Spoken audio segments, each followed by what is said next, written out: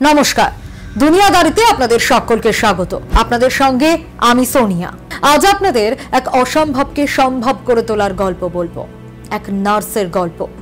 না, গল্প ঠিক নয়, কিন্তু গল্প। ওই যে কথায় আছে না, গল্প হলেও সত্যি, এটাও ঠিক তাই। কেরালার এক সাধারণ নারীর গল্প। এক যুদ্ধবিধ্বস্ত দেশে মৃত্যুর মুখোমুখি দাঁড়িয়েছিলেন তিনি, আর সেখান থেকে ঠিক একেবারে শেষ মুহূর্তে কে যেন তাকে টেনে নিয়ে এলেন।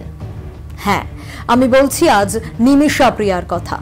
নিমিষা প্রিয়া ভারতের কেরলের পল্লকাদ জেলার কোল্লেঙ্গোরের বাসিন্দা তিনি। জন্ম 1989 সালের 1 জানুয়ারি। পেশায় একজন প্রশিক্ষিত নার্স। কোল্লেঙ্গোরের একটি স্থানীয় নার্সিং কলেজ থেকে নার্সিং এ ডিপ্লোমা করেন, আর তারপর ইয়েমেনে যাওয়া। কেন? উন্নত ক্যারিয়ার, আর সে কারণে সেই সম্ভাবনাতেই ইয়েমেনে গিয়ে নার্স হিসেবে চাকরি করেন। তার স্বামী টমি থমাস। সন্তান রয়েছে, কন্যা সন্তান।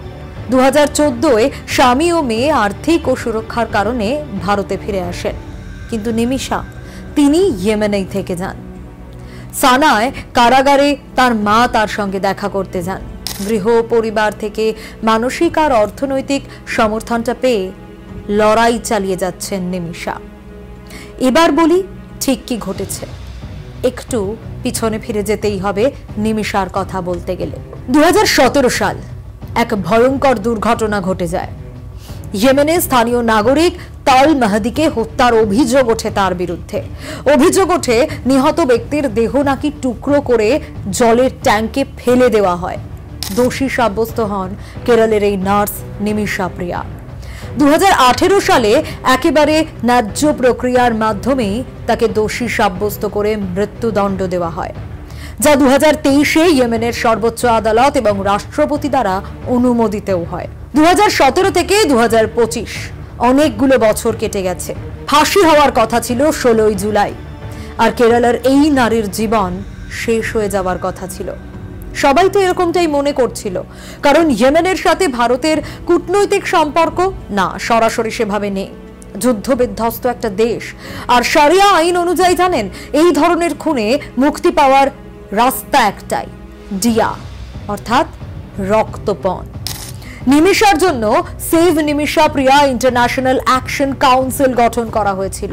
তারা প্রায় 8 কোটি 60 লক্ষ টাকা জোগাড় করে মেহেদির পরিবারের হাতে দিতে চেয়েছিলেন, কিন্তু পরিবার তো রাজি হচ্ছিল না। সব চেষ্টা ব্যর্থ হচ্ছিল।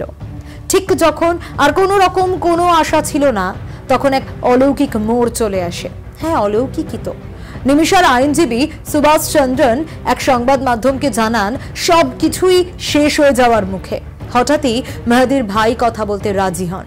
হ্যাঁ, মৃত্যুর আগের রাতে মেহেদির ভাই এসে বসেন তাদের সঙ্গে। 16 জুলাই ফাঁসির ঘটনার কথা ছিল, ফাঁসি হওয়ার কথা ছিল।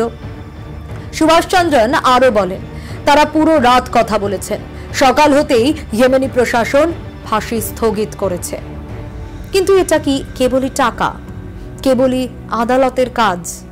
না, এর নেপথ্যে বিশ্বাস, মানবিকতা আর ধর্মীয় সংযোগ। নিমিষার গল্পে এক গুরুত্বপূর্ণ ভূমিকা নেন মুসলিম ধর্মগুরু কান্তাপুরাম এপি আবুবকর মুসলিয়ার।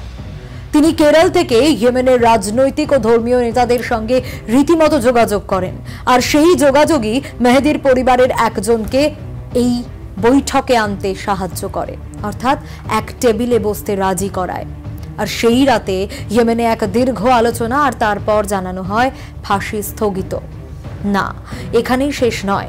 সুভাষচন্দ্রন বলছেন আদালত তার কাজ করেছে, এখন সবটাই নির্ভর করছে মেহেদির পরিবারের ওপর।